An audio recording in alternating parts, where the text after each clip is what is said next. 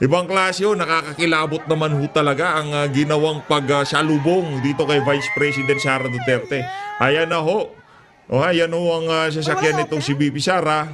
Oh, tingnan nyo ho mga kababayan, kikilabutan ho kayo sigurado. Oh, ayan ho mga kababayan, yung kanyang mga security ho siguro yung mahabol na yun. Oh, saanin ba dyan si BP? Yan sa black o dyan sa white? Ito ho. Asa? Oh. Katong sa primero? Nako. Ala si Kati Kat! Nako! Nako! Ayan na, nagkagulo na! Yan na nga pa sinasabi natin! Yan na nga pa sinasabi natin!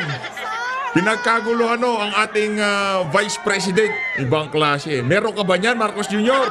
Kung wala ka niyan, magpapulburan test ka. Baka sakali, pagkaguluhan ka din. Oh, ibang klase naman yan, no? Talaga namang nakaka-good vibes, oh.